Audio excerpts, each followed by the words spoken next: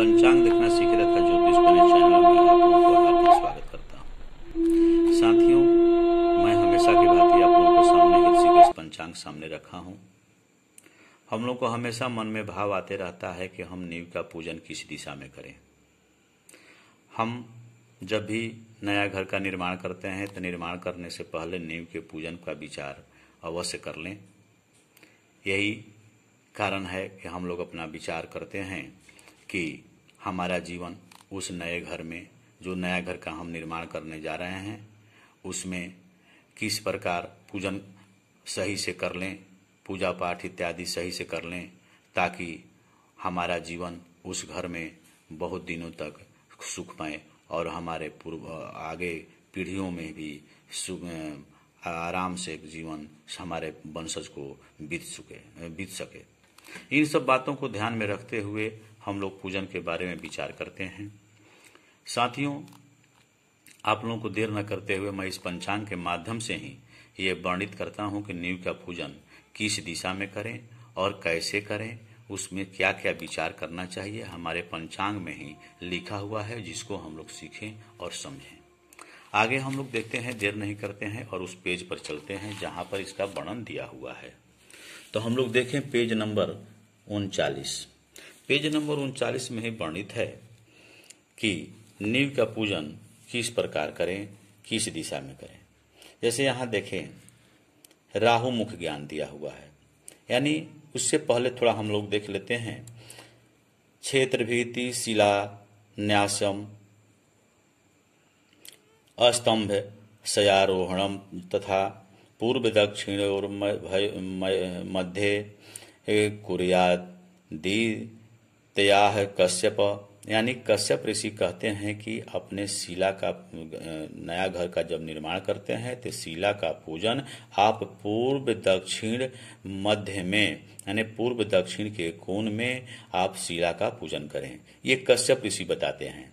उसके अलावा भी हम लोग राहु के मुख का ज्ञान करते हैं कि राहु का मुख किस दिशा में है, तो उसके आधार पर भी हम लोग शिला का पूजन और उस भूमि का पूजन, नींव का पूजन, शिलान्यास पूजन हम लोग करते हैं। हम लोग देखें, यहाँ पर देवालयारंभ दिया हुआ है, जलाशयारंभ दिया हुआ है, यहाँ गृहारंभ दिया हुआ है। ये तो देवालय और जलाशय के बारे में दिया हुआ है, इस पर हम लोग अभी ध्यान नहीं दें। हम लोग पहले गृहारंभ किस कोण में करें, इस पर हम लोग विचार करते हैं। तो पहले इसमें हमारा काम है कि पहले हम लोग देखते हैं कि सूर्य किस राशि में प्रवेश किए हैं। सूर्य जिस राशि में प्रवेश करते हैं उसी कोण में राहु का मुख हो जाता है, यानी राहु को लोग सर्प भी कहते हैं। कुछ लोग कहते हैं कि सिर नहीं है, कुछ लोग कहते हैं कि पैर नहीं है। ऐसी ऐसी प्रचलित भाषाएं हैं, लेकिन सीधा समझें कि राहु का मुख और जिस तरफ हो, जिस कोण में हो, उनका पीठ जिस कोण में हो, तथा पूंछ या पैर समझें जिस कोण में हो, वो उसमें हमको नींव का पूजन, उस कोण में नींव का पूजन नहीं करना चाहिए। यानी जो कोण खाली हो उसी कोण में हमको नींव का पूजन करना चाहिए। हम आगे देखते हैं, जैसे समझते हैं कि यदि सूर्य सिंह कन्या तुला राशि में प्रवेश किए हैं तो ईशान कोण में राहु का मुख हो जाता है, यानी राहु का मुंह हो जाता है। तो इस प्रकार हम उसी प्रकार देखिए, यहाँ पर वृष, धनु, मकर में यदि सूर्य प्रवेश कर जाते हैं तो वायव्य कोण में राहु का मुख हो जाता है। उसी प्रकार नैऋत्य कोण का है कि कुंभ, मीन और मेष में यदि सूर्य प्रवेश किए हैं तो नैऋत्य कोण में उनका राहु का मुख हो जाता है। उसी प्रकार यहाँ देखें कि वृष, मिथुन और कर्क राशि में जब सूर्य प्रवेश कर जाते हैं तो राहु का मुख अग्नि कोण में हो जाता है। तो उसको हम थोड़ा सा सरल रूप से बना करके आपके सामने रखा हूँ, जो आपको सामने दिखाता हूँ और समझाता हूँ। ये समझने के लिए सबसे आसान तरीका हो जाएगा। जैसे देखें, हमने लिखा है किस कोण में नींव पूजन करें, यानी राहु मुख ज्ञान कैसे हम समझें। तो देखिए यहाँ पर दिखा रहे हैं आपको पूरब, पश्चिम, उत्तर और दक्षिण। अब यहाँ पर देखें, जैसे यहाँ पर ईशान कोण है, यहाँ भी आप देखे हैं, यहाँ पर ईशान कोण का वर्णन है। ईशान कोण में यानी गृहारंभ के लिए सिंह, कन्या और तुला में यदि सूर्य प्रवेश किए हैं तो राहु का मुख ईशान कोण में हो जाता है। यानी सिंह, कन्या और तुला में यदि सूर्य प्रवेश किए हैं तो राहु का मुख, जैसे सर्पानुकार हम यहाँ पर 4 सर्प बनाए हैं जो आपको समझने के लिए, तो यहाँ पर देखिए ईशान कोण में जब सिंह, कन्या और तुला राशि में सूर्य प्रवेश कर जाएंगे तो ईशान कोण में राहु का मुख हो जाता है। तो यानी पीठ इनका हुआ वायव्य कोण में, और पूंछ जो हो गया या पैर समझिए हो गया नैऋत्य कोण में। उसी प्रकार अब ये जब तीनों में राहु का प्रभाव हो गया तो ये कोण मेरा अग्नि कोण खाली रह गया। तो जहाँ खाली जो कोण रह जाता है वहीं पर शिला का पूजन करना चाहिए।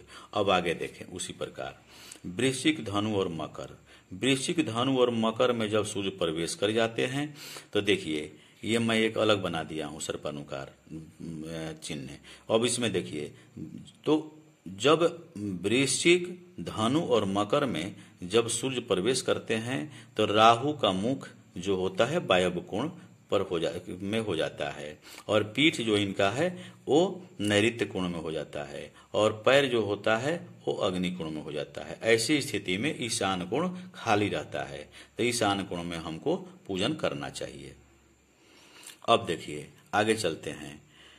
कुंभ, मीन और मेष में जब सूर्य प्रवेश करते हैं तो राहु का मुख जो है नैऋत्य कोण में हो जाता है, पीठ जो है अग्नि कोण में हो जाता है, और पैर जो है वह ईशान कोण में हो जाता है। ऐसी स्थिति में वायव्य कोण खाली रह जाता है, तो हमको वायव्य कोण में पूजा करना चाहिए। यानी समझें कि राहु जो है उल्टा दिशा में चलते हैं। अब देखिए आगे देखिए ये खाली रह गया। अब उसके बाद में हम आगे बढ़ेंगे, यानी वृष, मिथुन और कर्क। जब वृष, मिथुन, कर्क में सूर्य प्रवेश कर जाते हैं तो उस समय राहु का मुख जो है वह अग्नि कोण में हो जाता है। तो अग्नि कोण में जब होगा तो उनका मुख, पीठ और पैर, यानी मुख जो है अग्नि कोण में, पीठ जो है उल्टा चलते हैं। तो एक हो गया, एक यहाँ हम लोग कर लिए। अब यहाँ पर देखें तो राहु जब अग्नि कोण में हो जाता है मुख, तो उनका पीठ जो है ईशान कोण में हो जाता है, और पैर जो होता है वह वायव्य कोण में हो जाता है। ऐसी स्थिति में हमको पूजा, ये खाली घर हो जाता है, ऐसी स्थिति में नैऋत्य कोण में करना चाहिए। यानी कहने का मतलब आप समझ गए होंगे कि सर्पानुकार ये पीछे की तरफ चलते हैं। जब इसमें सूर्य का, यानी इन 3 राशियों में सूर्य का यदि प्रवेश हो जाता है तो राहु का मुख ईशान कोण में होगा, और पीठ जो है वायव्य कोण में होगा, पूंछ जो है नैऋत्य कोण में होगा। उसके बाद जब इसमें प्रवेश करते हैं सूर्य इन 3 राशि में, तो उनका मुख जो होता है इनमें होता है, पीठ नैऋत्य कोण में हो जाता है, पैर अग्नि कोण में हो जाता है। जब हम इसमें सूर्य प्रवेश जब हमारा कर जाते हैं तो मुख जो होता है इसमें हो जाता है, पीठ यहाँ हो जाता है, और पैर यहाँ हो जाता है। यानी वैसी स्थिति में वायव्य कोण में पूजा होगा। जब इसमें बढ़ते हैं तो यहाँ पर जब इस राशि में वृष, मिथुन, कर्क में जब सूर्य प्रवेश कर जाते हैं तो उस समय राहु का मुख अग्नि कोण में हो जाता है, और पीठ जो होता है